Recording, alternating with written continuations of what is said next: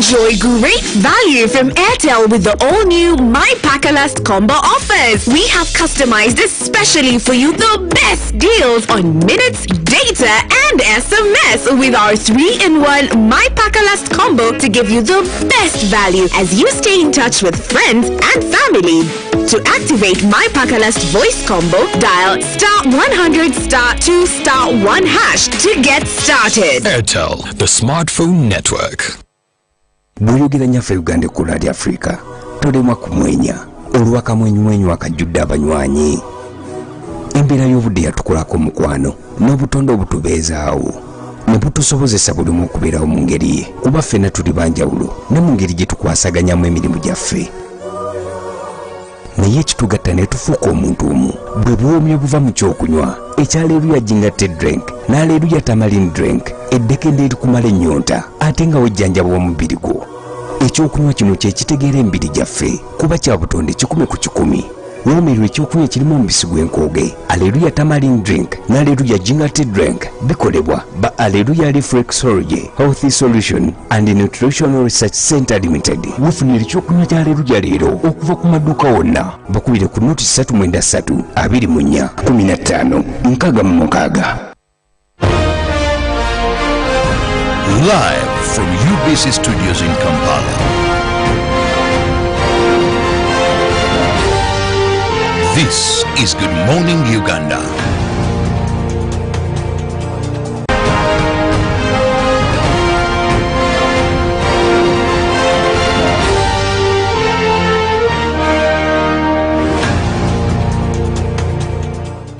One of my favorite songs is That Number. That's why you saw me earlier on shaking, because I knew that is what my director was having for you. I know who I am. I'll accompany that with a scripture that says, I know the plans I have for you. Plans to prosper you. Plans to do you good, not to harm you. So I don't know what your weekend was like. I don't know how you're feeling this morning. But one thing I can tell you is God has good plans for you. So it is the reason to cheer up. It is the reason you should have a smile. And that is what we do every morning, to ensure that no matter what you're going through, you begin your day, you enjoy your day, we cheer you up as we entertain, educate, and give you. Robert, speaking about all those things, I want to ask you, do you know who you are? I know who I am. Who are you? Leave that to me. Anyway, speaking of cheering up, yesterday I was having a village walk. The village walk? Yes. Yeah, I was having a village walk, and then there's this clinic that I usually pass by, you know, just to greet people and check on people there. So the doctor there... Priscilla, my dear, in the times of COVID... Now I'm your dear. Yes, I'm wondering. You're visiting clinics just to check on people. Yes, just to encourage people. You know, during lockdown, I got to interact with these people, and you realize that people had so much fear. So in one way or another, they needed encouragement. So it's something that I've actually continued doing. Anyway, so... should I call that as ministry?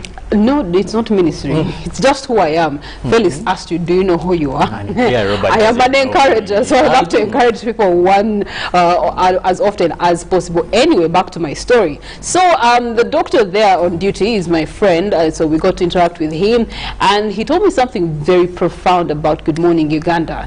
The episode that we had on 1st January inspired him. Why did it inspire him? Because on 31st, I was participating in the Pan-African celebrations that we had, and so we were able to have that show, and then early in the morning I was on Good Morning Uganda, and he got perplexed, like, how do you do it? I mean, you have just left the other show and then you are appearing on Good Morning Uganda. And then I remember on that particular show we actually talked about being intentional in the year 2021 and being deliberate in everything you want to do, and also, you know, those things that you've been putting back, put them at the front and start doing them. And so one of the things that he had been putting at the back of his mind was reading books. So from that show, he had been, you know, testifying that he has pulled out all his books, and he's now reading a book by John Rev, very interesting book about starting your year strong, and he has become more knowledgeable, and he's actually happier, and he enjoys watching Good Morning Uganda. So to you, Dr. Precious, thank you so much for always tuning into Good Morning Uganda. No, he's a gentleman. Precious. Yes.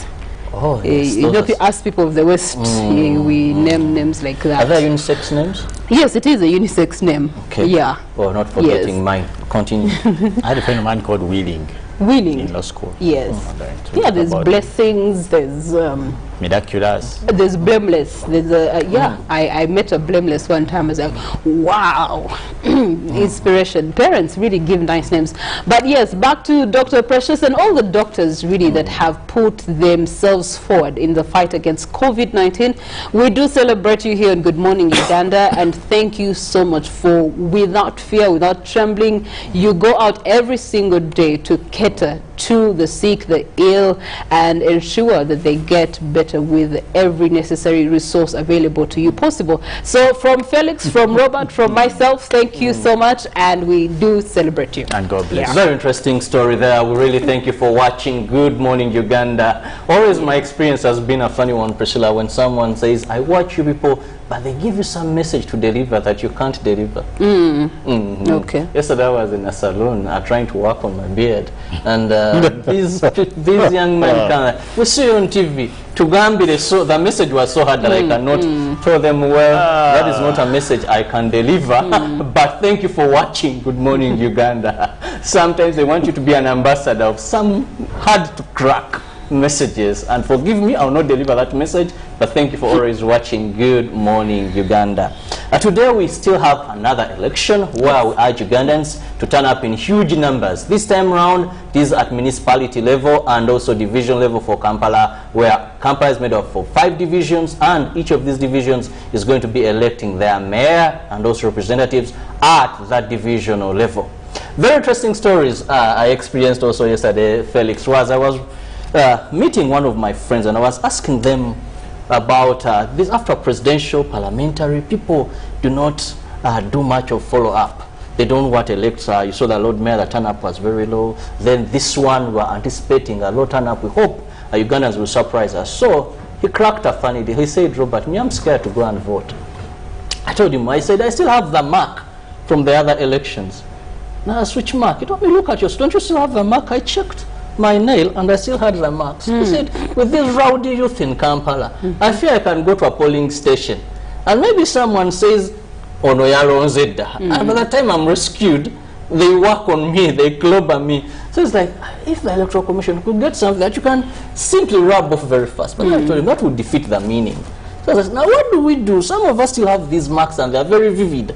So you fear that while you are processed, Onoyaro Zedda, and you know with Kampala, so by the time you're rescued, you would have gotten 3 or 4 But kicks. Robert, you have 10 fingers on you sincerely. Yes, so the mark can go on 8 of them, and if you've used the thumb on the right, then the next voting you use thumb on the left. So, But you still have the old one.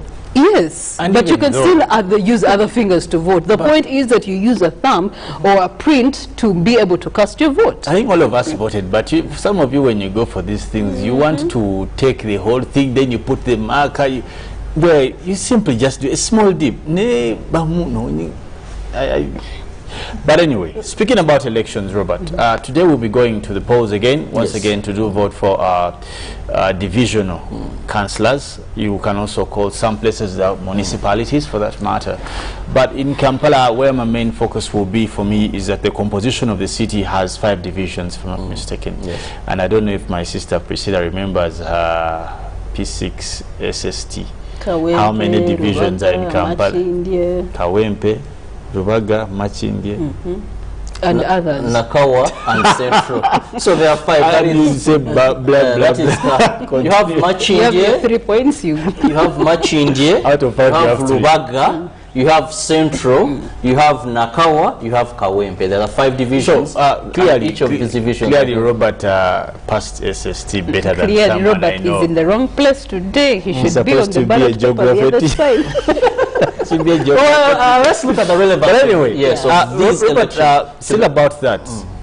We basically the election will be about those councillors at that level, at divisional level, and this is not now what we call the direct. These are divisional councillors, and at the epitome of the same. Please break it down for the layman who may not really understand, but want to participate. Divisional, as in Rubaga, they're going to be voting for a mayor for Rubaga. They'll be And then voting for councillors yes. For Rubaga specifically. You may call them LC5 chairpersons, not necessarily calling them mayors if you want. Because, for example, in Rubaga we've been having Owechitiibwa Nabosa Sebugwawo, who sits around Kabaka and Jagala. Now, her main area of jurisdiction is Rubaga. Rubaga North, Rubaga South, all together. Simply the division of Rubaga. And we shall also have the councillors beneath her. LC3, Yes. if I'm not mistaken, for women, and then of course so basically these ones have a jurisdiction of only the division Of Rubaga. only the division. And as we talked about these councillor elections earlier, our issue was basically based around the aspect of closeness or proximity, if you want to use that language, that they are the most attributed to the same, in as much as resolutions of that particular council also later on add up to Kampala as a district.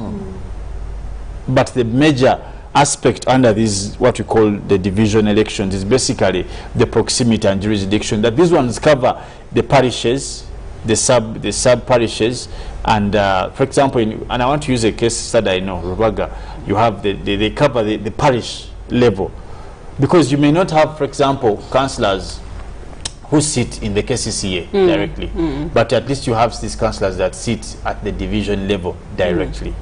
So the anticipation is that they are closer to the people in these localities, and their representation is limited to that particular area versus vis-a-vis the one for Kampala Central as a whole district. Now, why is it important to go for these elections? We have time and again said that when you're talking about leadership, again, it springs from the highest office of the sovereign to the lowest of the same, which probably up till today will be local council 1, LC1 chairman.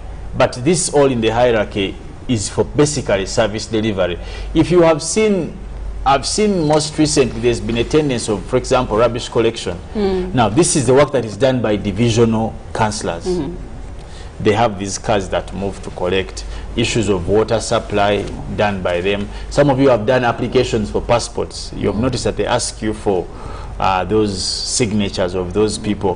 And the reason again comes back to jurisdiction, that they are the people who are most close to the people because they live with amongst us on a daily basis.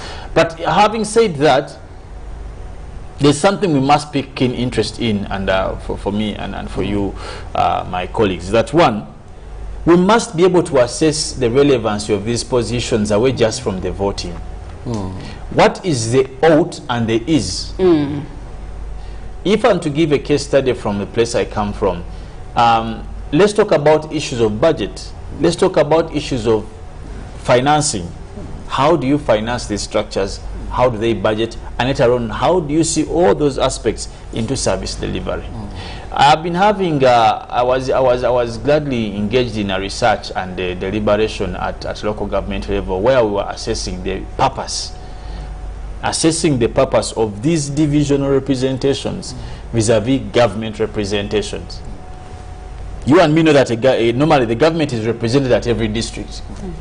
For example, you have at Rubaga, at Rubaga level, let me even call it a division, or what, you have a DISO, PISO, COW, and RDC. Now that is government representation. Then you bring in also the political representation, the councillors and what and all that. But there's been a big clash. And the question is, where do we feel more comfortable? Either with direct government representation or by these people who come through political votes and all this. And for me, it's something that is quite disturbing. And I was even talking to one of the directors back there, and I was trying to, in my opinion, sometimes after 5 years, for some of you in your localities, respective localities, and probably Priscilla and Robert will share their experience. Do you feel you have benefited from these offices? In as much as you want people to go and vote, it's true.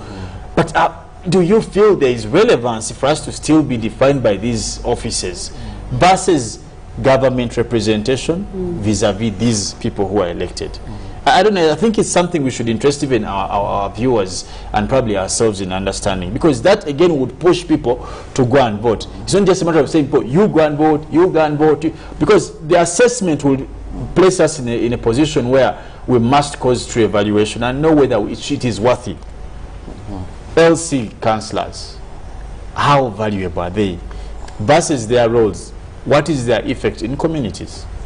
Felix, you've brought out a very important issue there, if you're to assess how effective they are. First and foremost, I want to note that with the amendment that is of the 2016, more so in particular Article 25 of the Kampala Capital City Authority Act 2016, most of the powers, most at division level, were kind of removed from these people and placed at the mercy of the executive director of KCCA, if you read that law. So the powers to budget, and if you look at the previous term, you'll find that many of these mayors struggled, cried out loud that we cannot do much because the powers of budget, the powers to implement our programs lie at the mercy of KCCA. And if you remember, there was also a bit of kind of bitter blood between them and the Lord Mayor. This committee I can give you a rationale for that. Where they said that much as we plan, our powers under law now were kind of stripped away from us. Limited. So we may not be able to deliver. I now look at these leaders as maybe more in terms of sensitization and creating awareness of government programs. Yes. But do you know that they have a budget? But when you look at who makes the budget? Themselves, or it's meant for them and it's given to them? That's the mistake. Yes. Why? You can't be a judge in your own cause. Why do they want to make their own budget? They simply have to subscribe a work plan. You get the point? Because you see, and I can give you the rationale of that law that you're talking about probably, and also it goes further even beyond just section 24, 26, 27, 28, and even when you go to the Local Governments Act for municipality purposes, it's more or less the same. The rationale is simple. When it comes to funding, you must centralize budgeting. You get the point? You must centralize. Now, you can't have Kampala as a city have a budgetary committee. Those divisions have budgetary committees. Because at the end of the day, the money is coming from one source. Yet all of them feed back to KCCA as a mother umbrella of sort of something. Now, you and me know there are issues of what we call specialization.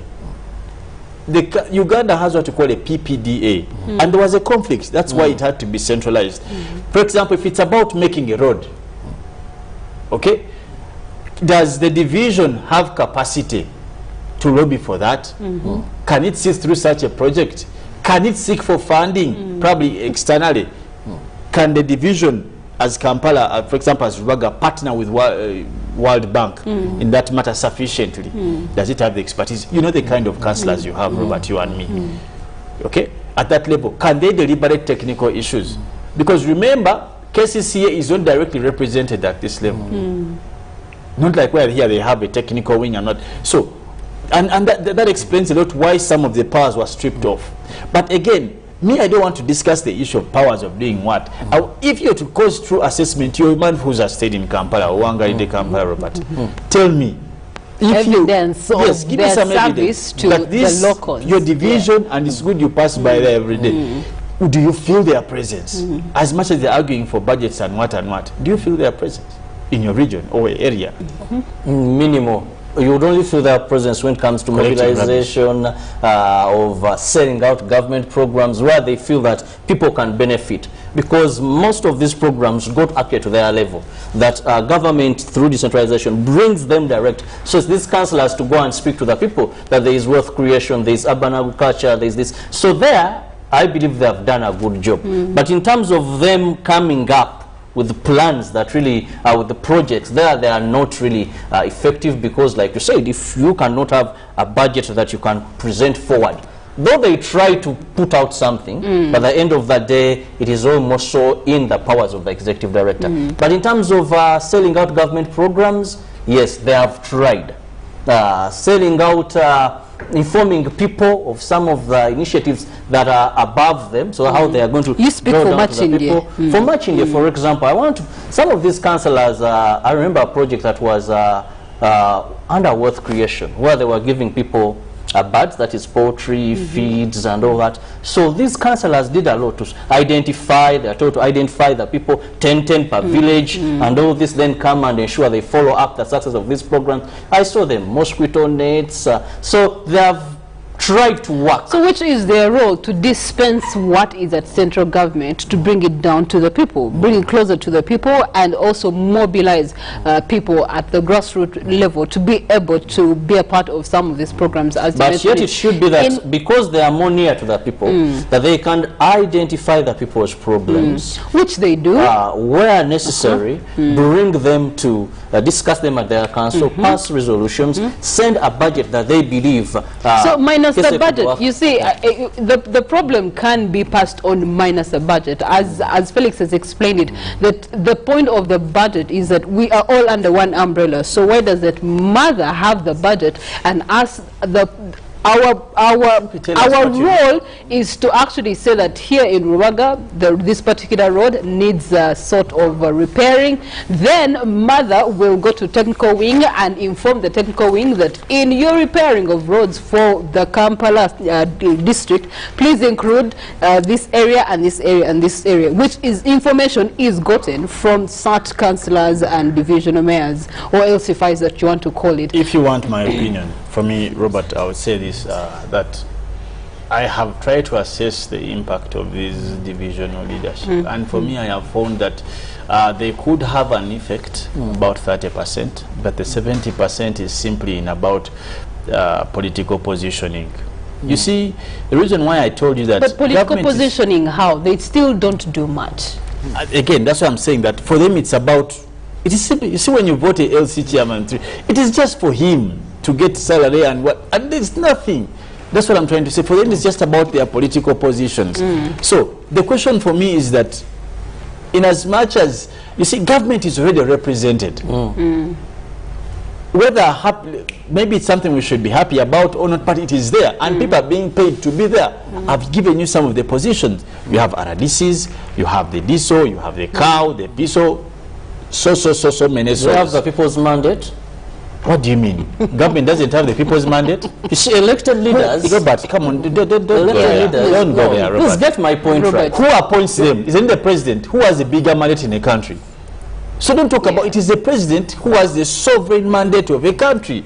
If he picks a RDC, doesn't he have mandate?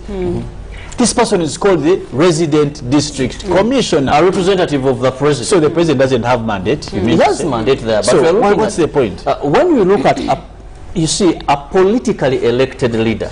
Isn't the president politically elected? He's elected at the epitome. It's the fountain of honor. But we look at these communities, why they felt it wise that let them have representatives that are elected from the people that have more. Let me tell you, the issues that an RDC, yes, by virtue of his office can address, but the issues that a person within that community that has been given the voters' mandate to represent. Let me ask you a question. But you see, who's going to handle the issue? Is it that person or the upper person? It depends. Let me ask you, does the council have a source of income?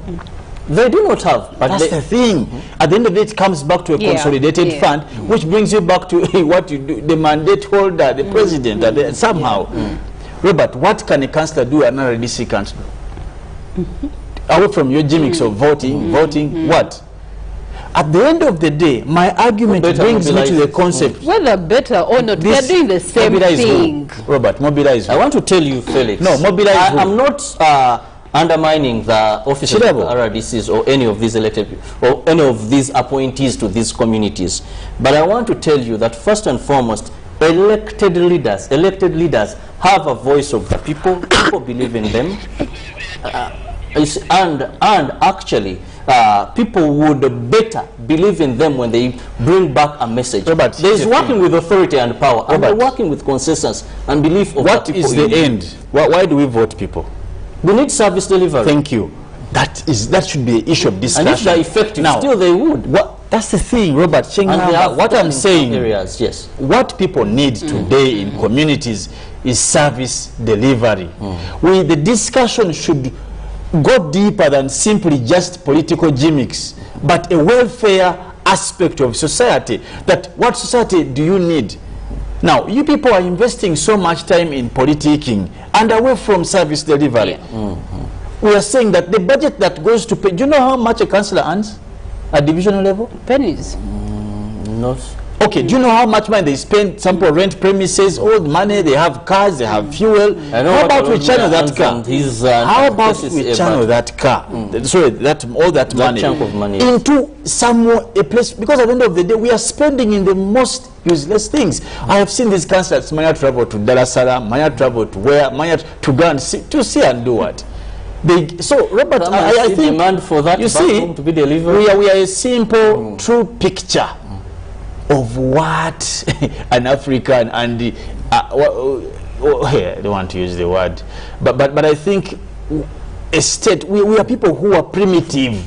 We're a true picture of a primitive society. Our excitement is in those things. Lord Councillor, let's be proud about the services, with or without a councillor. Let us make an argument about what government should do in our community. But these things of saying, that is, therefore you look at cost of administration. Yes, that could be. Isn't it a cost? It is a cost. Do you know how much that can do in terms of constructing a market in a locality? If you remove like that particular offices and you translated that money into service. That's the thing. Government is paying RDC, is paying a cow, is paying a diesel. Government doing the same. There's an office. They're also renting space. Now, away from them, you can bring the councillors that get allowances. Councillors, blah blah blah blah blah. Also there. Now, aren't we spending more money in administrative costs than the money we would spend on service delivery? And you see, the funny thing about democracy is that the white man wants you to. This is expensive. No, the white man, for you people, you showed the white man that with your primitiveness, you're more excited about putting on a nice coat and being called Councillor Chidabo. This is promoting service delivery. Proximity is important. Where it was copied and pasted, they had the Britons. For example, if we were colonized by the British, and these are systems that we adapted from their system to ours. Exactly. But even when they still had them, their territories are larger than ours. That it made sense for them to have these particular services and order of leadership. But in a small region such as Uganda, it's just it makes less meaning for impact. Empower them to be effective and see. Democracy is expensive, and you must understand that. But also, we just urge the elected people to be effective enough so that the likes of Felixes can understand their relevancy, why actually they are being elected into office. So we urge you, please stand up in big numbers. No, I'm saying why these councillors are elected into offices. So I urge Ugandans, stand up in huge numbers, turn up in big numbers, elect your leaders. Proximity in service delivery is very, very important. When we return, we'll be looking at what is trending in the print media. Good morning. Keep it on UBC TV. Proximity.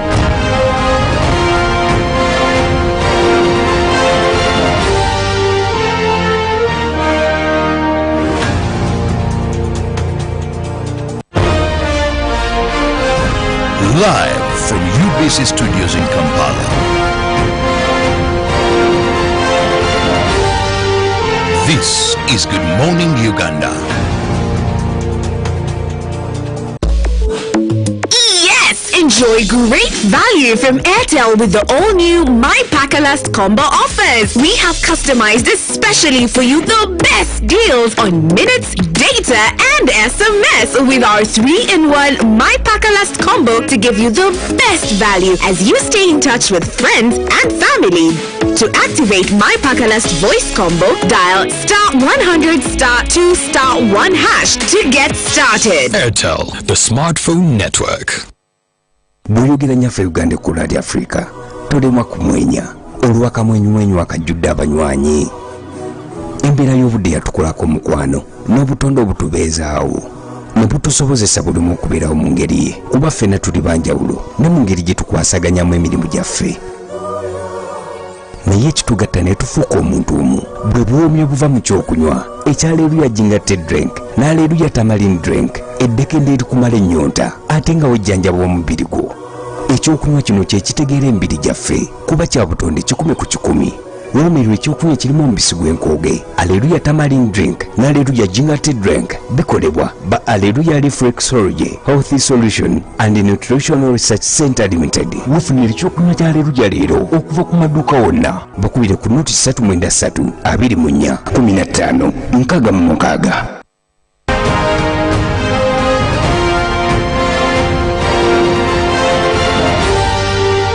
This is Good Morning Uganda.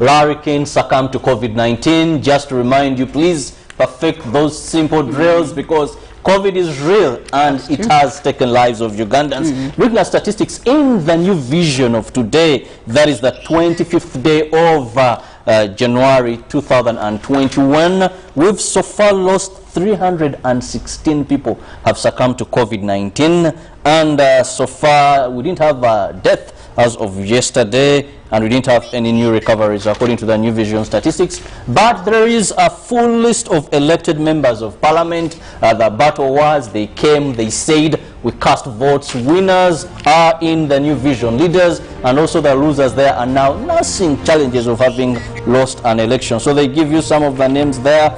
MPs, Gulu City, who is coming in, and also they give you Jinja City, Mbara City.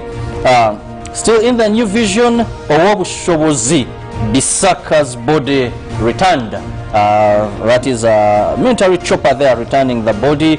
One of the people that was leading a faith there in western Uganda, it returned yesterday amid his tight security, and his followers there received the corpse of the deceased. Then what is killing fish in Lake Victoria? A big question there, what is killing fish in Lake Victoria? Then they also give you government to announce date for opening of schools. There's been a rumor going about that on the 1st of February, but government will announce the actual day when school will resume for all. Remember, now it's for candidates and finalists only, but this is one of the issues we are going to be handling in Good Morning Uganda agenda. So do not miss, we expect to have the District Education Officer for Wachiso, who will be joining us on set. Then House of Bishops to meet over Antagali. Oh goodness sake, when will this get out of the papers? Still in the new vision, there is pass O-level mathematics, chemistry, computer for you there. And Chambogo, their wife P. Yumbe and Napak districts, they give you more jobs there for you, about 300 jobs there. Water, Food and Agriculture Organization, Haifa International, so much for you there. Priscilla, what do you have in the Daily Monitor briefly? Looking at the Daily Monitor this morning, you only part with 2,000 shillings and get to read about the interesting headline. Age limit, half of Yes team lose poll. Very interesting. Half of them who said yes, lift off the age limit, have lost their seats this time around in the general elections 2021. So get to see the full list if your MP won or lost and which constituency was being represented. Elsewhere on the front page, you look at Ntagali, the devil is a liar, says retired Archbishop. That's a story on page 3. On page 27, Daily Monitor brings you healthy living, improving lives of people with albinism. You also get to look at more stories on page 3, government to fund cult leader Bisaka Barrio. You get to look at state coached us to conspire against Bobby Chibarama State, and also CSOs warn government on death. Those are some of the stories in the Daily Monitor. In the New Vision, that is the second page of New Vision, we look at celebrations in full gear. That is where NRM Penina Wako celebrates winning. That is the female older persons elect to parliament. Then know your member of parliament. They give you Joel Senyonyi, that is Nakawa West. Ronald Balimwezo, Nakawa East. Mohamed Segri, Nyakawempe North. And Elijah Mushemeza, that is Shema South constituency. Today in history, January 25th, 1971, head of armed forces General Idi Amin seized power and proclaimed himself head of state, while Uganda President Milton Obote was away in Singapore. Okay, then also the same day today in history, that is in 2003, President Mwai Kibaki announced that his government had launched investigations into plane crash which left Labour Minister Mohammed Khalif dead. 2 pilots died in the crash as well. Still, they give you so much regarding COVID-19 updates, how the region is standing regarding COVID-19. Then worst hit countries, USA leading, India second, Brazil third, Russia fourth, and UK fifth when it comes to COVID-19 death there. So please, once again, perfect those drills. COVID is real, COVID kills. From the Daily Guide, we get to look at people in the news. Owabusobozi Bisaka, the Faith of Unity founder and leader, and burial is going to be done by government. Confirmed dead on Saturday by an official from church. Larry King also passes away. Celebrated journalist. The world will surely miss Larry King alive. Interviewing political leaders and celebrities, dying at the age of 87. From the archives, we get to look at Soroti Municipality Member of Parliament, then Michael Mukula on the left with Rwenzururu King Charles Wesley Mumbere after the latter returned from exile at Musa Court Apartments here in Kampala. The year was 1998. Today in history, for Daily Monitor, they bring you January 25th, 1919. Formal commission is established on the League of Nations. And Uganda's first was Idi Amin staging a coup in the year 1971 on this very same day. Over to sports, that is in the New Vision. Sports cranes need a miracle. Makistri must sort cranes goal crisis against Morocco. Tough path, that is for the Silverbacks, and Arsenal out of FIFA Cup. Those are some of the stories in the sports column in the New Vision. What do you have in the Daily Monitor Sports? In the Daily Monitor, I get to look at clubs reaped $2 billion from player sales, and they give you a breakdown of which player: Fahad Bayo, Alan Okello, Joel Madondo, Edrissa Lubega, and also Moses Waiswa. We also get to look at the journey for CAF. Unfancied cranes face Atlas Lions.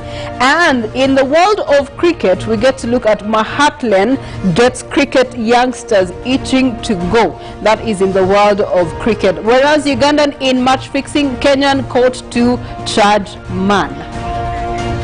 Well, very interesting stories there. I want to ask my colleague, did you ever meet Owobushobozi?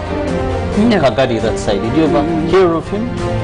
No, I heard of him. The one thing I heard of him, which was very famous, is that he is immortal. He does not die.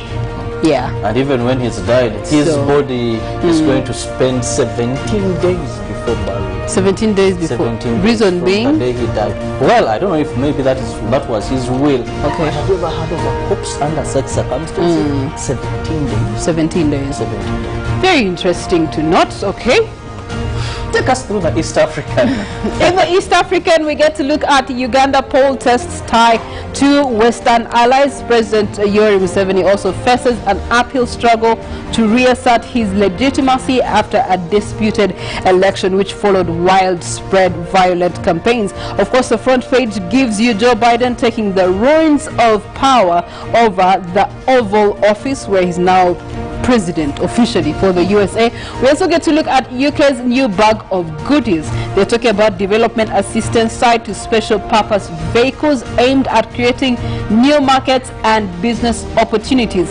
Cleric in push for law change. We are talking about Bishop Emmaus Wamakula, who is initiating a social media campaign for peaceful mass demonstrations over constitutional reforms. How that works, read about it on page 2 in the East African. We'll be looking at more details of the East African tomorrow. We'll be looking at more news from Rwanda and other parts of the region. Very interesting stories, but there's one thing, Priscilla, I always wonder. Yeah. Africans, we got independence, Uganda 1962, Kenya right about the same time, but there's always this feel, Western world, Western world. When we go to an election, Western observers. So does that make us the Eastern world? Western, I think it's time. When in the UK, do they say the Eastern world? So there's a time, I think there's so much of fancying, believing they still have power over us, and these things are psychological. So these are going to deter Africa's development as long as we still believe there's someone greater than us. I want to believe we are strong nations. We are strong nations. We can handle these Western allies.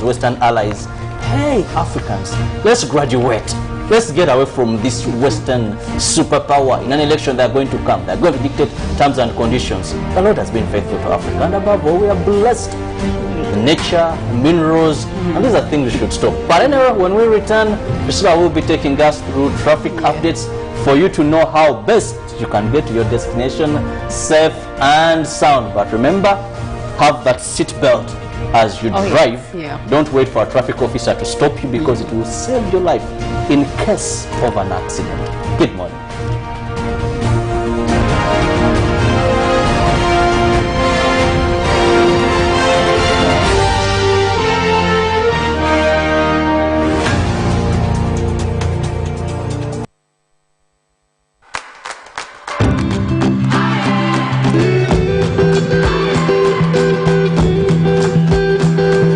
Star 185 star 6 hash, follow the prompts and make instant school fees payments. Airtel Money, instant, secure, borderless.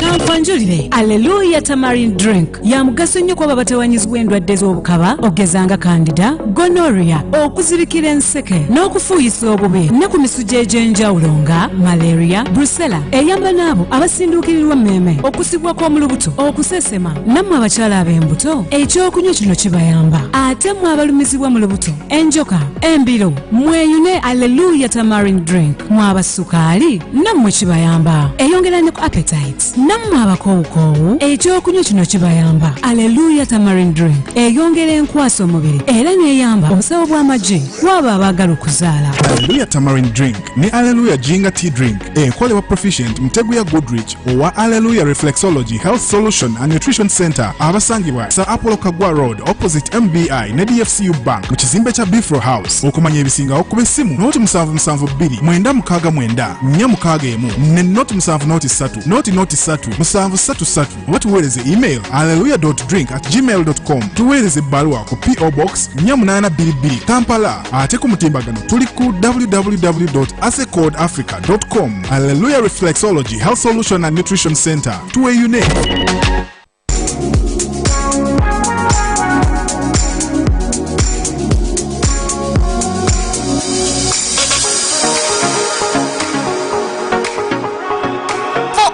Shopping needs, come to Capital Shoppers. We have a variety of items like foods, garments, cosmetics, and all sorts of drinks. Enjoy your shopping experience at affordable prices in our fully stocked branches in the following areas: Ntinda Station Road, opposite Makere Business School along Portbell Road, Duster Street opposite Nakasero Market, and Garden City on Yusuf Lule Road.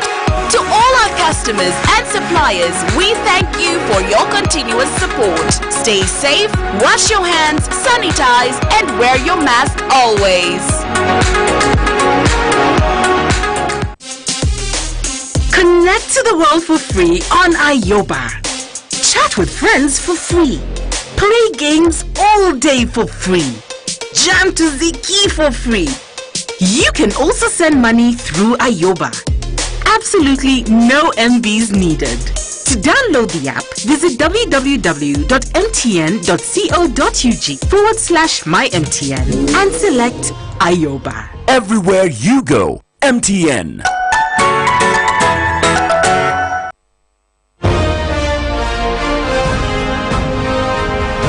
Live from UBC Studios in Kampala.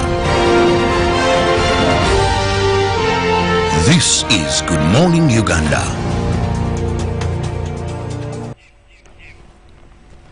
Good morning to you, Kampala. Thank you so much for being a part of Good Morning Uganda. Looking at the central business area, which is affecting the flow of jam every single morning. And now, on a Monday morning, with the weather that we are experiencing right now, it clearly shows that it may be harder to get into your town, or it may be harder to get onto your area of business than usual, simply because of the weather conditions right now. It did rain a little bit earlier, and so that is affecting the flow of jam, which brings about many red spot areas this morning than we usually experience. These are the traffic updates. My name is Priscilla Naloga. Looking at the red zones this morning, Namaiva Bus Park has a red zone around Gaddafi Road, which leads you down to Chiseka Market, and it's something that you might want to consider. If this is supposed to be your route, you might want to consider an alternative route to be able to get to the destination of your choice. We also get to look at where you do have the Uganda National Mosque.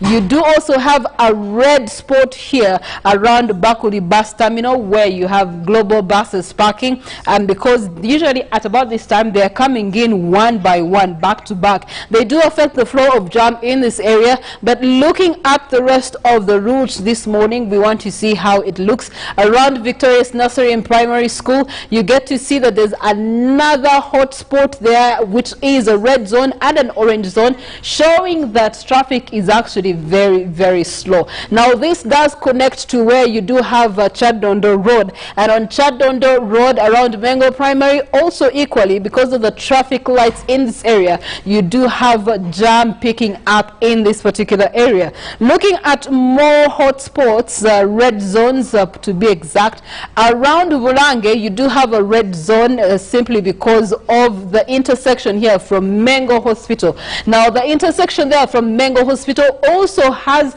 taxi spot here where commuter taxis do park and are able to get people into the heart of the city. So they use this route and also this route to be able to pick up people, which affects the flow of traffic in this particular area and causing the red zone that we are seeing in Mengo Trading Center.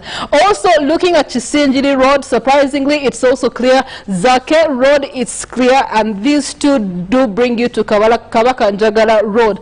On Kabaka Njagala Road leads you into the Rubaga roundabout this morning. Looking at the Rubaga roundabout this morning, it does have a red zone also for the traffic that is coming in from Rubaga. They're coming in probably from Natete. They are having a red spot here, and maybe there's no traffic officer here to manage this traffic. But for now, there is a red zone on one end, and vehicles coming in from Rubaga, they're coming in maybe from Ring Road and want to use Rubaga Road, are also having an orange zone there, which means the traffic is particularly slow in this particular area. But when you come from Ring Road, it's actually clear. Kabaka Njagala Road is clear, and away from that heading to Namirembe Road, it's actually also not so bad for you to use. Another area that is having a red zone is the area where you do have BBS. It is having a red zone there simply because the intersection is very small for cars to use at the same time. So you do have that challenge there. You do also have another zone that is usually having some jam there around Runguja Police Post. Now this is because commuter taxis use this as a back route from Natete, wanting to come and join Wakaliga Road, and also commuter taxis that are coming in from Mutundwe, they're coming in from Natete, are also using this as a back route to be able to get to Wakaliga Road, and that does depict by the orange lines, which picks up slow jam. And yet the rest of Wakaliga Road is actually very clear for you to use and maneuver around with for today, up until we get to the cross section where you do have the traffic lights in Natete. Now of course, in being that it's a morning, there's a lot of business that is opening up in this area. Commuter taxis, we do have a stage on this side, we also have a stage on the lower side. It does affect the flow of traffic at Wakaliga Road and Natete Trading Center. So that is why you see a lot of jam in this particular area.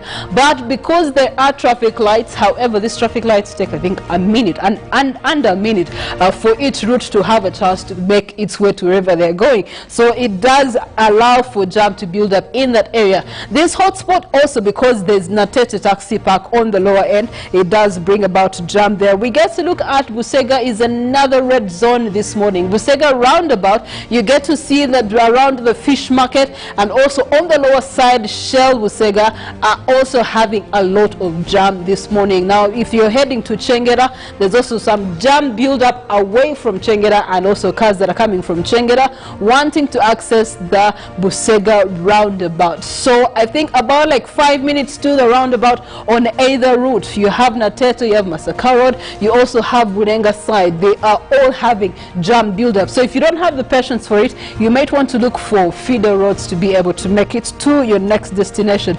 Looking at the other roundabouts that are on the Kampala Northern Bypass, you get to see that for them this morning they're not so bad. Most of them are pretty much clear. You get to look at the Kampala Northern Bypass and how it goes all the way to Waise.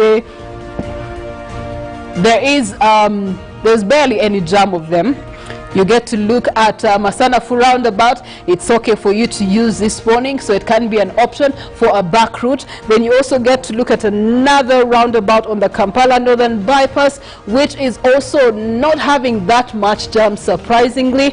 And this is around Namongona heading to Nansana on the other side. You get to see that even in this particular roundabout, it's actually flowing jam. Of course, the red zones are simply because there's construction. So there's a road diversion on either side where you're seeing the red zone. That is why we're having the red zone. The diversions are causing that, but away from the diversions, Nansana roundabout is also very okay for you to access this morning.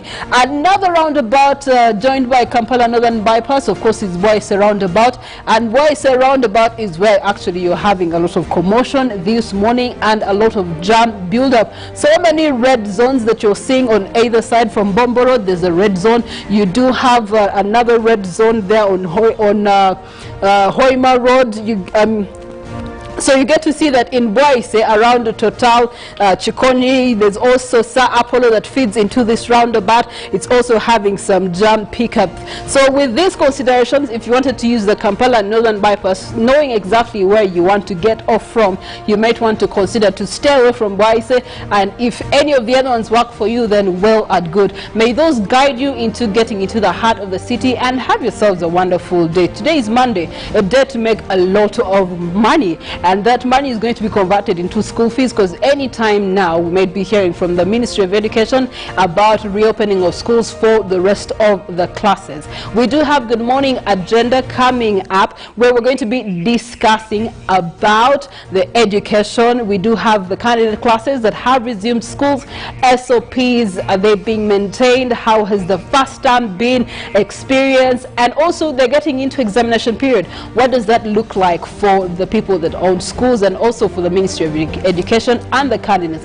And also, where does that bridge the gap between the candidates and the others that have been sitting home for a whole year? We are streaming on YouTube, which is UBC Television Uganda. You can be able to get onto your YouTube and be able to watch Good Morning Uganda full from 6:30 to 9 a.m. And then also, we're not on social media currently because, as you know, the state of internet in our country, it's still not accessible. So our dear friends, the Achopes, the Desires, we do miss you. The Bernards, we do definitely miss you. Alan Olan, thank you so much for always being with us on UBC. We definitely miss you, but we shall be back with you sooner than later. It still is Good Morning Uganda.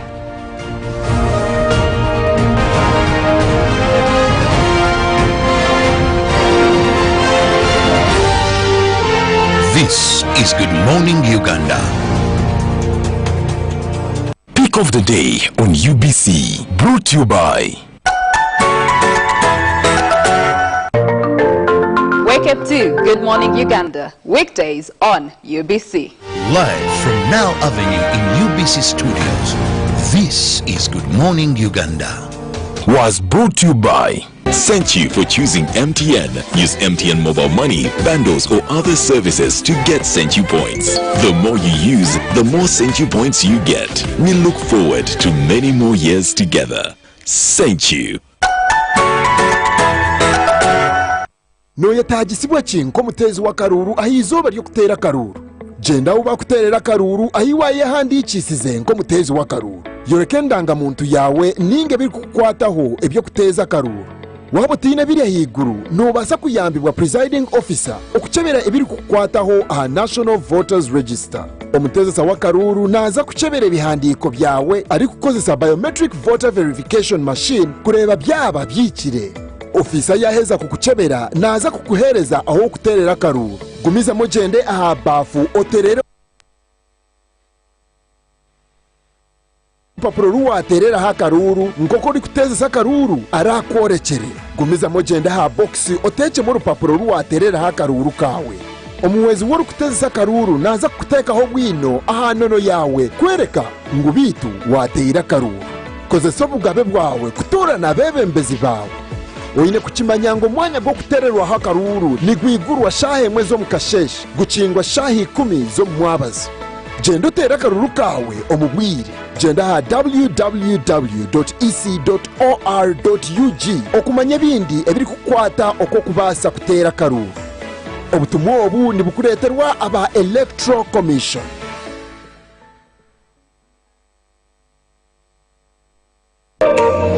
Fruitvale Fruit Juice. Our journey begins in orchards where some of the best fruits are grown. Fruitvale Fruit Juice is 100% natural with no added sugar, filled with a wholesome goodness of vitamins and minerals that nourish your body and delight your taste buds. Enjoy real fruit juice in orange, tomato, apple, beetroot with mango, lemon mint with cucumber, mango, berry and tropical variants. Grab your Fruitvale 100% fruit juice today. Available in all leading supermarkets. Enjoy great value from Airtel with the all-new My Packalast combo offers. We have customized especially for you the best deals on minutes, data and SMS with our 3-in-1 My Packalast combo to give you the best value as you stay in touch with friends and family. To activate My Packalast voice combo, dial *100*2*1# to get started. Airtel, the smartphone network. It's no secret that ICT makes learning easy. The strides made in our field could not be possible without it.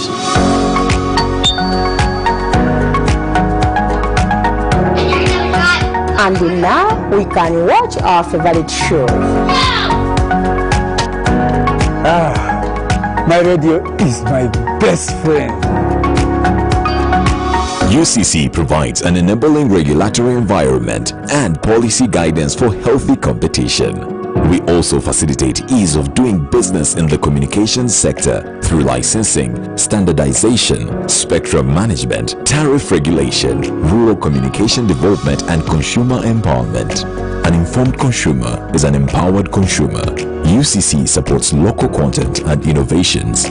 Driving the development of a robust communication sector in Uganda is Uganda Communications Commission. Notice peanut butter. Enjoy the real taste of Notice natural peanut butter that spreads happiness to the whole family. Available in smooth, crunchy and chocolate nut variants. Pick a size that fits your pocket from 125 grams, 250 grams, 400 grams and 800 grams. Notice peanut butter, the real peanut butter.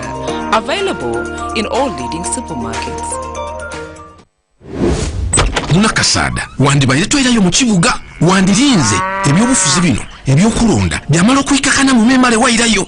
Baba otyachi akasera kakulonda tikakufuna kuona kuboyidi goba wangwire na wangwire baina kuba walala Uganda eje mu maiso oyogere bulungi mwana wange ebyokulonda bino biyida byagolola aye Uganda esigalawo mutabani embeero banungi obambi tuwetaba mu byakwekalakasa oba kwedima okutwa bulamu bwo mu bulabe obubaka buno bwatuusibwako local initiatives. Buyogera nyaffe Uganda ku Radio Africa tolemwa kumwenya olwakamwenyumwenyu akajjudde abanywanyi. Embeera y'obudde yatukolako mukwano n'obutonde obutubeezaawo ne butusobozesa buli omu okubeerawo mu ngeri ye kuba ffenna tuli banjawulo ne mu ngeri gye tukwasaganyamu emirimu gyaffe. Naye naye ekitugatta ne tufuuka omuntu omu bwe bwomi obuva mu kyokunywa ekyaleeruya jinga drink n'aleeruya tamarin drink eddekende erikumala ennyonta ate nga wejjanjaba omubiri gwo. Ekyokunywa kino kye kitegeera embiri gyaffe kuba kya butonde 100 ku 100. Woomerwa ekyokunywa kirimu omubisi gw'enkooge. Aleluya tamarin drink n'aleluya jinga drink bikolebwa ba Aleluya Reflexology Healthy Solution and Nutritional Research Center Limited. Weefunira ekyokunywa kya Aleluya leero okuva ku maduuka wonna. Bakubire ku noti 393 24 15 6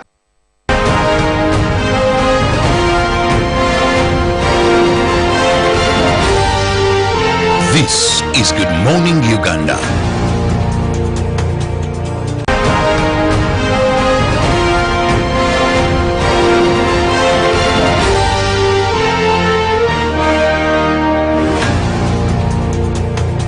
Thank you, the people of Uganda and those watching us on various platforms in and out of Uganda, border to border. Thank you so much for keeping it on UBC TV. This is Good Morning Uganda agenda. Looking outside studio windows here, it looks to be a bit threatening to rain. So in case you're coming to Kampala, please, or you're moving in any part of this country where the nimbus clouds, that is my P1. Now I'm going to be discussing education. So I remember it was in P1 in Nakasero there, where I had nimbus clouds, that when you see nimbus clouds, so you suspect it's going to be raining. So if you see their presence, please carry a cardigan, carry an umbrella, carry something to keep you warm. And if you have infants, it is very important that you ensure they're in safe hands and they are warm now that many are not attending school. I'm Robert Chirabo Nyonyintono, and welcome to this segment where we discuss issues of national concern. Today, we are going to be discussing reopening of schools for finalists.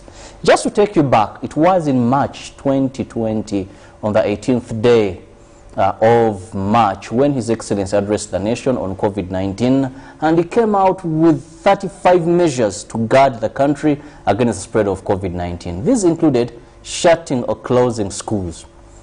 And we had the 15 million Ugandans that are in school go back home. However, it was on the 15th of October that schools were opened. Again, that was last year, 2020, for finalists or candidates. Finalists and candidates, that is when school, and that is about 1.5 million Ugandans.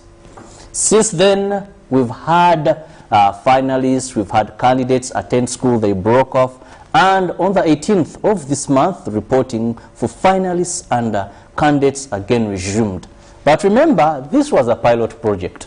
I remember very well the Minister for Education and Sports, Honorable Janet Kataha Museveni, said, we are going to analyze.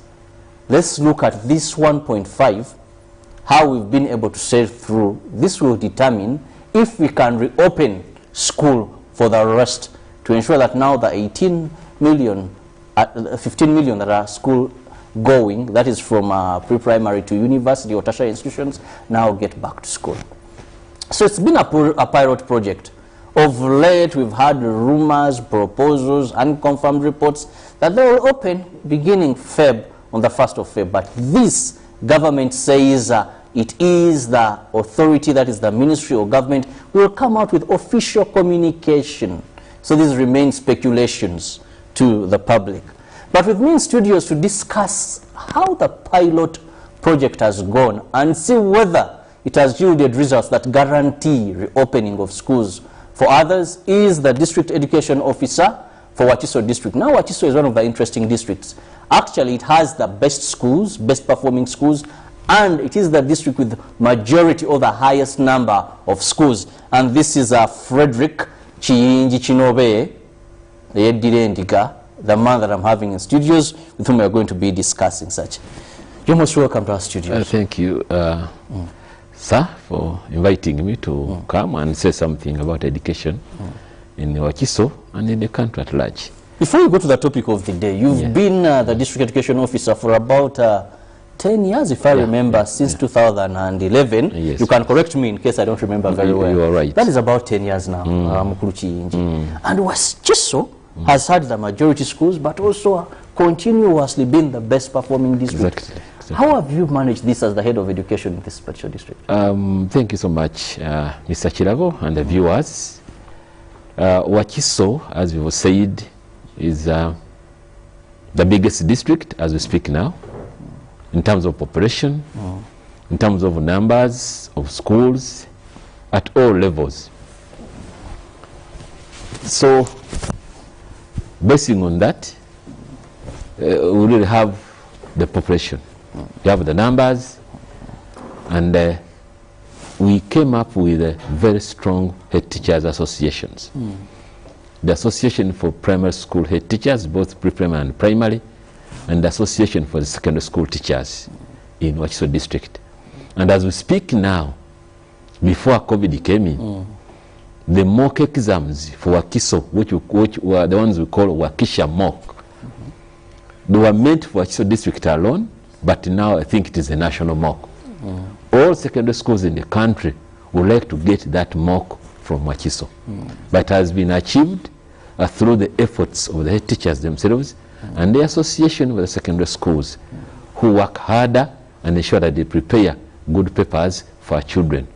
Of course, not forgetting that because of our being near the center, most of the good teachers are in Wakiso District. And most of them are examiners and team leaders, and they work with UNEB. So whatever we put across, whatever we set is a replica of what UNEB definitely produces. And as a result, our children are exposed to these exams well in advance and in time, and even our teachers. So when it comes to the final exams, they have been exposed, they have been tested, and they have been taught properly. Then they are able to... So they see the paper they expect. They perform because they are used to these papers. It just reminded me, there is this thing that there is a school that wants rigid exams. Okay, the students thought they had gotten the right exam. So one stood up in UNEB. I know you've heard of this and said, but teacher, this is not the paper we expected. So for Wakiso, they are just examiners that are part of the teaching, so that students get to meet papers. At least they have an idea. Questions they have been taught, and they have an idea. So it's not all about the paper. You know, one was telling that, Wakiso, year to year, 10 years, how can that be? Thank you for explaining that, Mr. Frederick. Now, let's move to finalists resuming school amidst COVID-19. This was a pilot project. And I believe it is the success or the failures of this that is going to determine the way forward for the rest of the school going. How has this been, the pilot project? A general observation before we slice it. Thank you so much. And dear viewers, I would like to bring it out that for us in Wakiso, and I think nationally, because I'm the General Secretary with the National Association of the DOs in Uganda. So I have the picture from all the DOs countrywide. Surely children are safer at school than being at home. That one, there's no question about it. Our challenge now is the social distancing and the space and the number of classrooms we have. But children are safer at school than being at home. So when the children started on 15th October, they reported the schools prepared themselves, the SOPs are there. We went around in Wakiso District, my inspectors and a team of health inspectors and community development officers, all of them joined the team.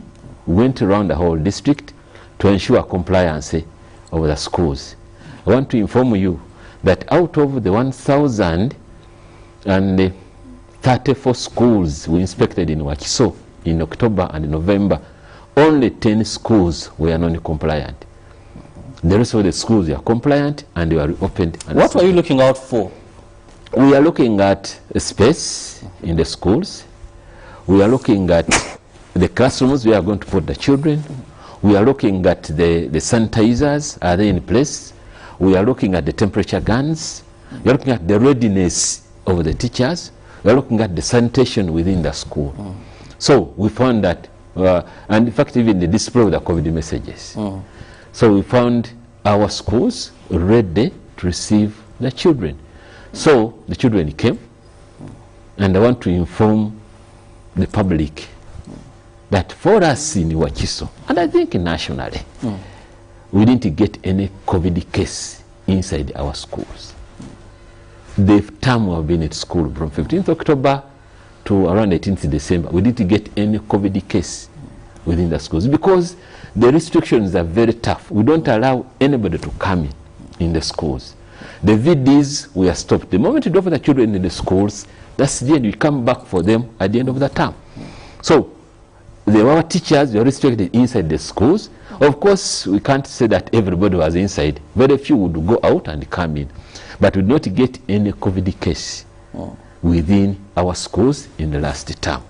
So we say we are safer at school, and now we have reopened for third term for our candidates. Very interesting. That is interesting news there. But also to remind you that P7, they are going to be sitting their final exams on the 30th and 31st of March. I hope that is right. True. Then Senior 4, they will begin March. The entire March, they will be doing their exams. And Senior 6, it's going to be April.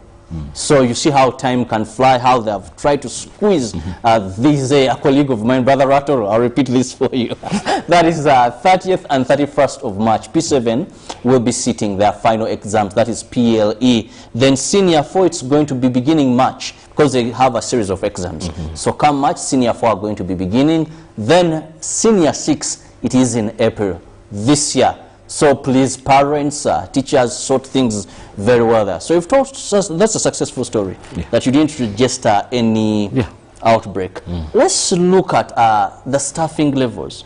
Because, you know, COVID-19, a couple of teachers resorted to other jobs, mostly in the private sector. At times they spent, they weren't earning, they weren't getting anything. And some tried out some other enterprises that maybe were more beneficial and never returned to this. Did you have a challenge of staffing, mostly in private schools? I would say yes and no. You talked about private schools, but I would talk about even the government-aided primary schools and secondary schools. The teachers are there doing their work. But by the time we started, on 15th October, many people thought that we are not going to start, including our teachers. In government schools? All of them, generally. And even the parents thought that maybe the schools are not going to reopen. So there were that kind of uncertainty. So in the first 1, 2, 3 weeks of the reopening of the schools, had challenges of teachers still moving up and down, running here and there, thinking that there's no money in the schools to pay them, especially in the private sector. But I want to inform you that almost every year, over 3,000 new teachers are passed out by the colleges. So the teachers who run out, others are already willing to come in. That is true, Frederick, and I agree with you. But also the absorption rate by government. Teachers have cried out loud over and over that the recruitment, yes, they are there, but how many of them are later on absorbed by government to replace those that could have left for other positions? You know, teachers are very mobile. You do a lot of, this time you are a teacher, the next day in politics, they're in that, they're in that. There are the reasons for that, but that you do not absorb them as they are leaving colleges. And there's always a scarcity. Teacher-child ratio, we are not doing that well according to recommended standards as Uganda as a country. Yeah, it is, yes, the teacher-pupil ratio is quite high in the government schools. Yes. And this time around, during COVID, this COVID pandemic, we are not losing teachers in the government-aided schools. Because it was proved during the COVID, government paid teachers their salaries right through the COVID period. So for them, they were okay, they were happy because they are getting money and they are not working. Even up to now, the teachers of primary 1, primary 6 are being paid the salaries, but they are not at school. We have only P7 teachers, we have only senior 4 teachers, senior 6 teachers in the schools. The rest of the classes, these teachers are still at home doing some other work, but they are paid by government. So these teachers in government schools are not leaving. The challenge has been in the private schools, where teachers keep on running up and down, left and right, looking for other pastures because there was no money in the schools. That's why I said that much as they do go, the directors, the teachers of private schools have got opportunities to get more teachers from the colleges because the finalists were allowed to go back and do exams. So they keep on replacing, much as they kept on going out. It is a challenge, correct. I have no doubts about it, but I'm assuring the parents and our viewers that replacements are already there and they can be always absorbed by the schools depending on somebody's need. So back to the other point of our children at schools. I'd like to use this opportunity to thank my head teachers, my directors of the schools in Wakiso district. They did a commendable job in this last term. They kept our children safely in the schools throughout the term. I'd like to thank the parents who have sustained, who have been able to pay money for the schools in the children in the private schools throughout this term. The children have started very well. The syllabuses are properly covered.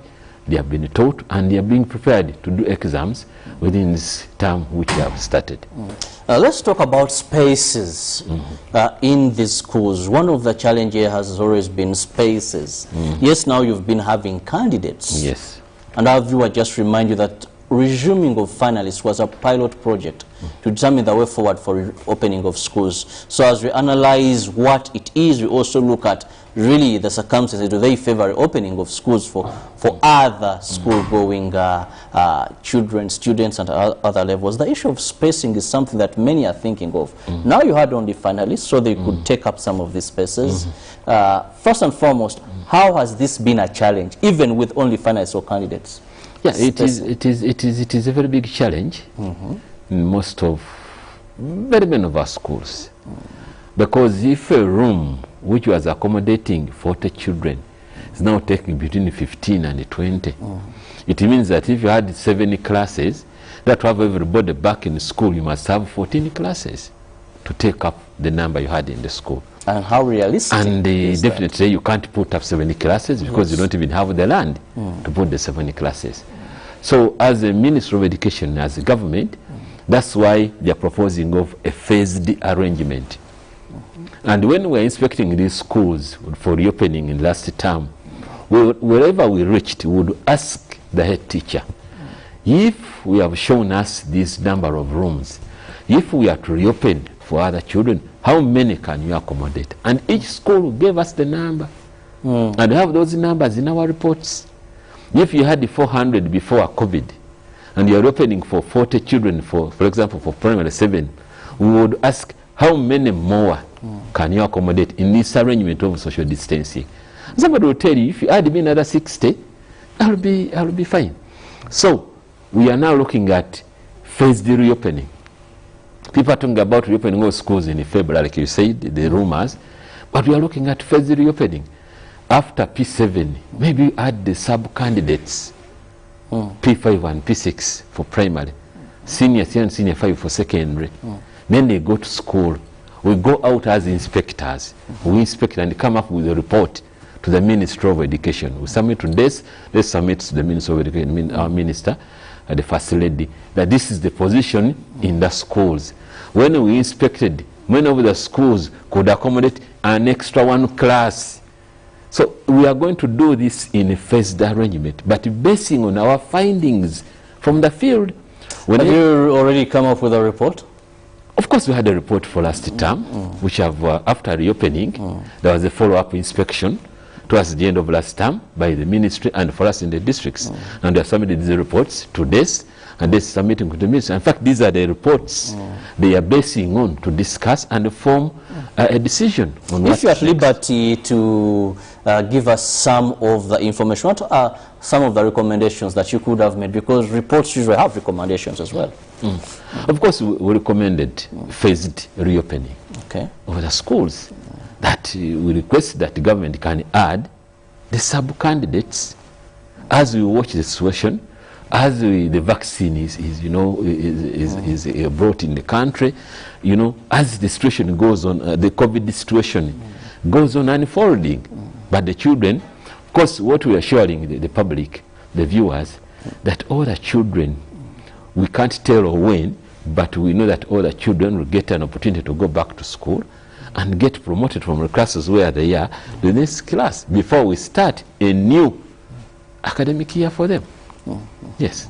Very interesting, a phased reopening. Exactly. That means not every school going would go back at the same time, apart from the finalists who are already there. Exactly. Mr. Chiyinji, also one thing when we talk about a reopening of these schools, you've told us how you're going to handle the issue of spaces. Now let's go to the day scholars. Not every child in Uganda is privileged to go to a boarding school. And I look at your considerations, they are more so boarding school. So where does the day scholar, how do you factor them in regarding safety of these children as well? You know, in this new normal, things have changed.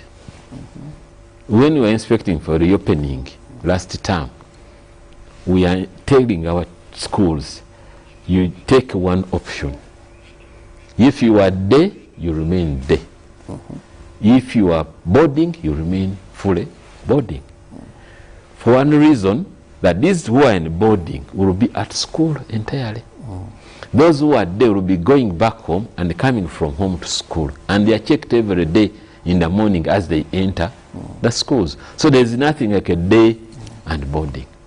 So even this arrangement which is going to come, we still insist on the same. If you are boarding, remain boarding school completely. Boarding school completely. If you are day, remain day. How do you factor in finalists, for example, now that you have finalists, only finalists who could have been day scholars, and now here is a time when the school says, okay, because boarding I think is more profitable, let's concentrate on boarding. So how have you managed to bridge the gap between these students? For us in Uganda, we are basing majorly on the decision of the school, because we told them that you go and disseminate the SOPs and the guidelines to your school management committee, to your board of governors before the schools reopen. Invite the parents of primary 7, of senior 4, of senior 6, and meet them in a meeting and agree on a position. If you have the facilities available and the inspectors come and check the facilities and you say you are going boarding and the parents have accepted to meet the obligations, you go boarding. If you are day, please remain day. And I'm happy to tell everybody who's watching me that in Wakiso, most of my UPE schools are day. And that's why you have the children of the poor man in the villages, and they're coming from home. Those who are privileged, who have the money, are in the boarding schools, in the private schools, because they have the capacity to sustain, to pay for the children in those schools. And these are privileged people in the society, and we don't have any problem with them. We tell them, if you don't have any money to pay for the children, we have our UPE schools, we have our USC schools, take the other children. In fact, most of them received very many children from these parents who could not manage to put them in the boarding in the private schools. They are now at the schools, in the USC and UPE schools, and they are studying properly. Well, I have to remind our viewer that you'll be able to join this conversation by calling in, and that is the number on your screen, 0702 23 24 25. 0702 23 24 25, as we look at finalists resuming school amidst COVID-19. Remember, this is a pilot project that began on the 15th of October and is out of the results or observations, reports made that will determine the reopening of school for other school going that are not candidates nor finalists. And here the DO Wakiso, that's District Education Officer, Mr. Frederick, has said it is going to be a phased approach. So you can call in, give us your views, give us your opinions. But also, Frederick, there is an issue that you've just mentioned. Now we had issues of affordability and also proximity to home. I've received reports, and these you can confirm or choose to, that there are finalists that missed out. Reason being, they were in schools and you said the numbers could not accommodate. So some of the owners of these schools said, no, I can't, if they are telling me I can operate with the 20, it is not business for me. They closed. The other schools, they would go to a universal primary schools for primary, and they were told that we are full to capacity. I don't know if you've witnessed these incidents, and if so, how would they go over it? I'm looking at now when schools reopen, and a school that has maybe 400 in senior 3, 300 in P6, it can accommodate about now 200 or even 150. The rest have to look for alternative schools. How do we go over this? Yeah, thank you so much. We had these issues. For example, somebody has got 10 candidates in primary 7. It was not viable to reopen a school with 10 candidates. But I'm glad that in each and every parish in Wakiso district, you have a UPE school. And our head teachers were told to accommodate. For primary, please take up all the children. So UPE schools never get full to capacity? They don't. You're not supposed to get full. Yes, these are community schools supposed to accommodate all the children. USE, take all the children. Supply then there? They do apply because they're built also to some capacity. We had only candidates. Well, I have a call online. Let me first speak this call. I will get back to that.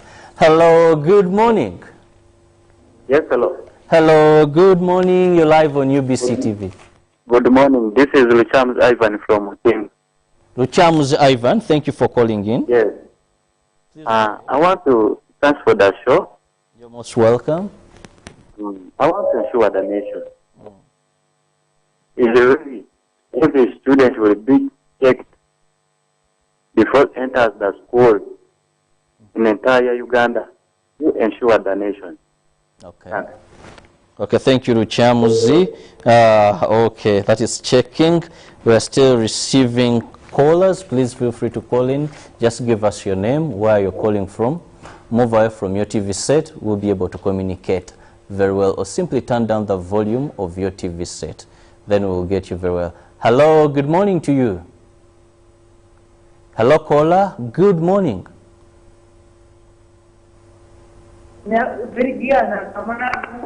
Please kindly turn down the volume of your TV set. Hello, good morning, gentlemen. Hello, you're live. Hello. Good morning, you're live on UBC. Oh, sorry, we lost that one. But please, in case you're to call in, just turn down the volume of your TV set.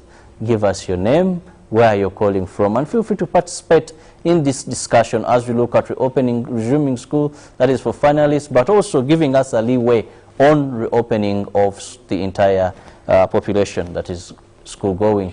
Hello, good morning. Hello? Good morning to you. Please, can you be a bit more audible? Hello? Hello? Good morning, comrade.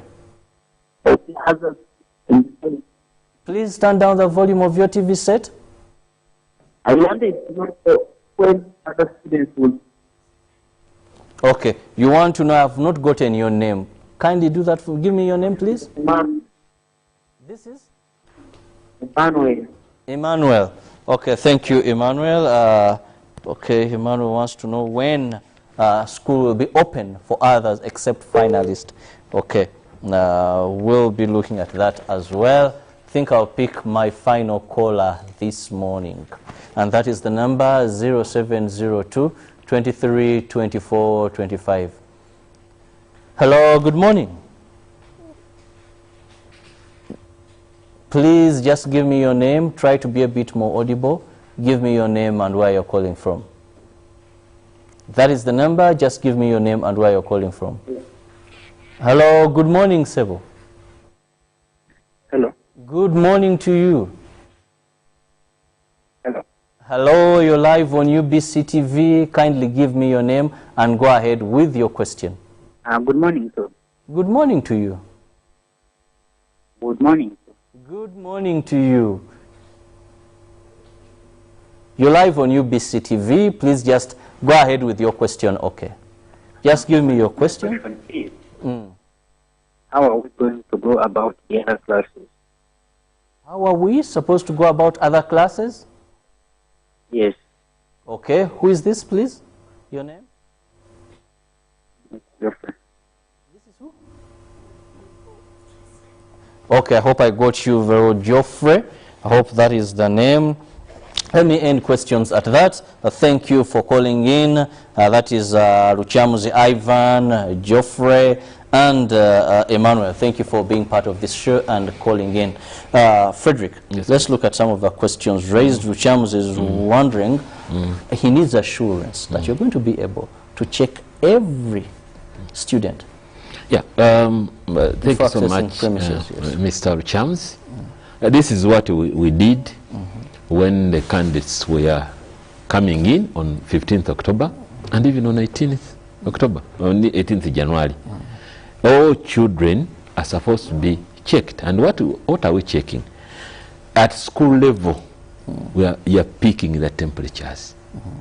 When a child has a high temperature, then that one is isolated and referred to other medical facilities for further scrutiny.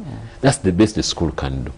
The issue of testing COVID-19 at school level is not yet possible because it's very expensive.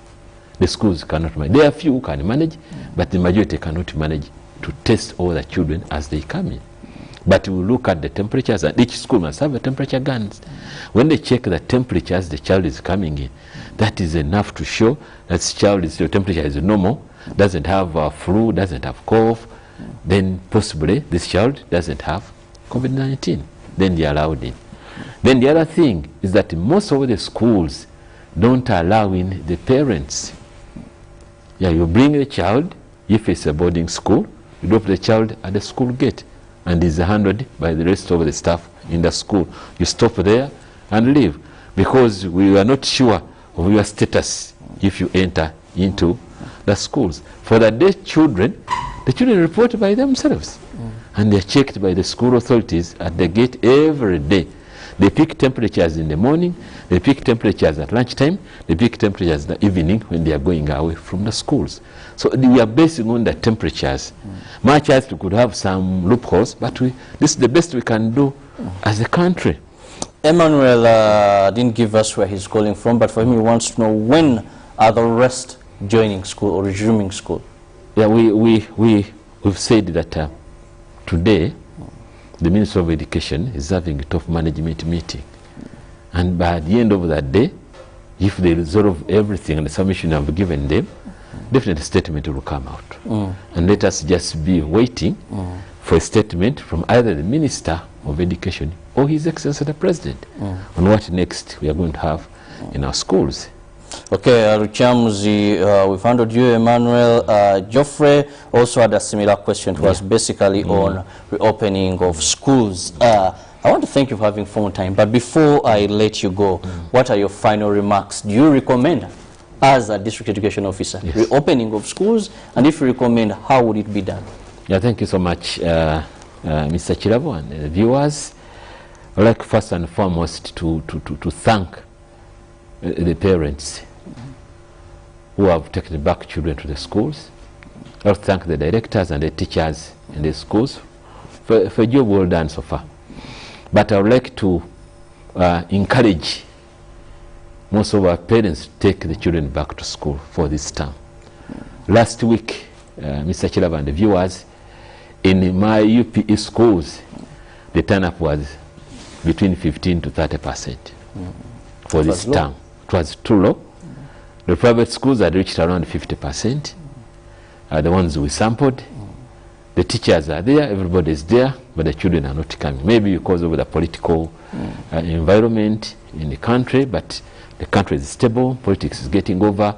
Let us take back the children to schools to study. I would like to assure the parents and their viewers that our children are safer at school than being at home. At school, they are confined in one place. There's nothing like loitering around. Parents look like they are fatigued and tired of the children at home. So they are safer at school than being at home. Let us wait for guidance from government, the phase reopening, and as we see the situation going on unfolding, let us comply and take the children back to school for their own safety.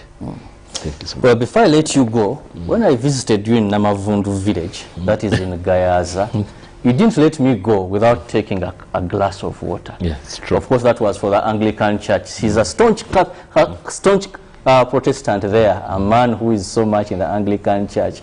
But I also want to do that in the same spirit. Olugende enjala terudda sebo nange kankuweeyako abantu bonna Namavundu bandabira. Thank you so much for waking up early, and of course Mama Chiyinji, regards to her. Thank her so much for keeping you fit. 11 years as the DEO is not that very easy. It needs a strong lady by you, and also having Wachiso at the helm of education in this country. Have a lovely day. Parents, please, let's have the finalists go back and report back to school. P7, March 30th, 31st, they're going to be sitting for their PLE. Senior 4, beginning March, their final exams. Senior 6, April, final exams. So every day matters. And we hope that by closure of business, we shall know if you are going to have the gradual or phased reopening of schools. Have a lovely day. God bless you. Remember, COVID is around. Perfect those drills. Keep yourself safe. God bless you. God bless you. Bye.